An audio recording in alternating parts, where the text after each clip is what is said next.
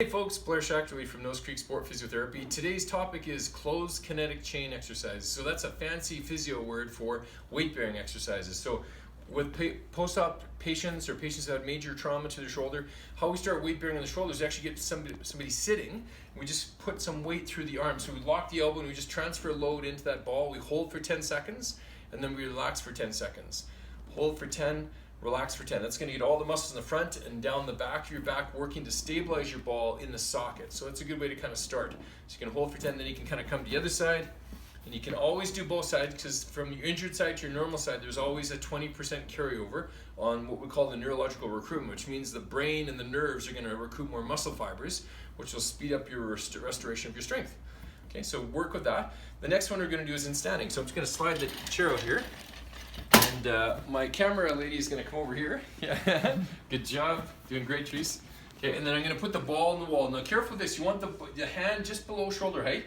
And if that's 0 and this is 90, I'm going to turn myself 1/3 of the way there like that. We're going to bend the knees, tighten the tummy, chest up, shoulder blades down in, lock my elbow, and then literally load into the ball. And I'm going to hold there for 10 seconds, okay, and I'm going to relax for 10 seconds. So on for 10, off for 10. Your goal is to get to 10 repetitions in a row, but if you fatigue and you're getting sore, switch arms, because you're doing this on both sides, right? So you're going to lock and load, hold for 10, and then relax for 10. But try to do 10 in a row as you're getting stronger, but do 10 in total if you have to alternate, okay? The next thing you're going to do while you have the ball on the wall is you're going to put both hands on the wall, on the ball. You're going to keep your elbows bent to about 90 degrees. You're going to lean forwards a little bit, and your trunk's going to go forward, your blades come together. And your trunk goes back, blades come apart. So this is a backwards motion of the blades, and then a forwards motion of the blades. Notice how my elbows are relatively stiff. It's my shoulder blades that are moving around my rib cage that's really creating some muscle fatigue in that shoulder girdle, okay? We do 10 like that, and then we do 10 up, and then 10 down. And the up is the I don't know position, like when a teacher asks you a question if you didn't know the answer, and then the down is kind of the soldier posture position. So as you go down, your chest should sort of pop out. So it's up, and then down, okay? And that's with 2 hands. Once that gets comfortable, then what we want to do is extend that motion into a one-hand position, okay? So now we're going to do that same 1/3 position. We're going to bring both blades together, ease off on the ball, and we're going to put the blades apart and squish the ball. So it's together and then apart, together and apart, just like that, together and apart. And then as you're getting better with this, try to calm this arm down and just do this arm. So then it literally looks like just one blade moving back and forth like that, okay? And you'll really feel some fatigue quickly. It looks easy, but it's actually quite hard, okay? And then once you've done that, then we're going to do up, and again, do both shoulders together initially, and then down, elevation and depression, elevation and depression. And then once you're comfortable, stabilize the opposite arm, and it's elevation and depression. So just move the one shoulder at a time, okay? So that's in standing. The next level of this is where we get you on your hands and knees on a ball, okay? So we're gonna swing back around this way, okay? Good job, Therese. Now initially, with a lot of my older patients, I don't actually get them on the ball. So you usually just kind of say to them, here's my older patient. So if you're like 65 and up and your shoulder's got some miles on them, the doctor says you're pretty arthritic, just be careful doing those ball drills.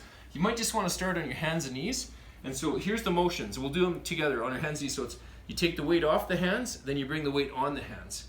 Just like that, back and forth, okay? And 10 times like that, okay?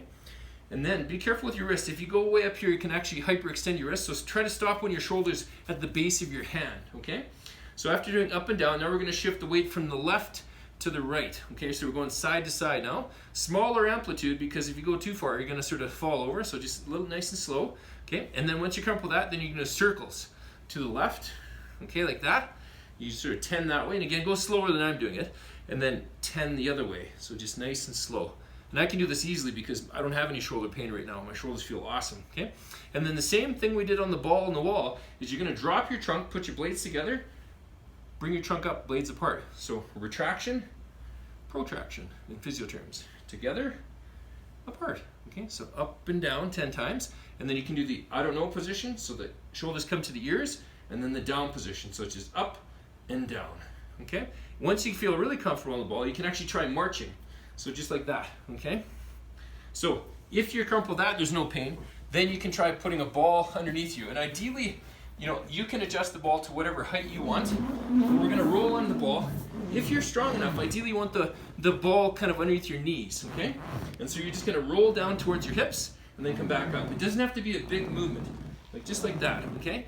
Now we're engaging the rest of our trunk. We're gonna tighten up our abdominals, squeeze our cheeks, lock our knees together, up and down 10 times, and then shift side to side. Again, carefully amplitude so you don't fall off the ball.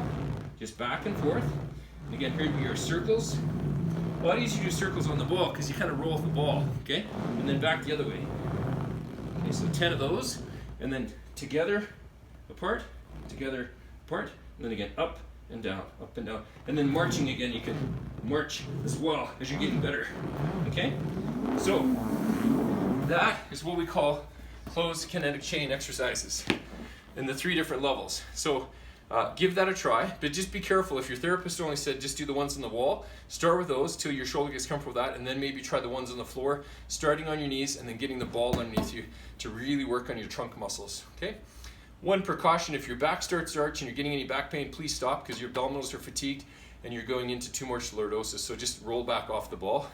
A lot of my patients can't do 10 in a row of these drills right away, but we usually get them doing, you know, maybe 3, 4, or 5 repetitions of each one, and then going doing a different exercise, and then coming back and finishing off that set of 10. All right, and then as you're getting better, just do more, build your endurance. That's it for today. Take care, guys. See you in the clinic soon. Bye-bye.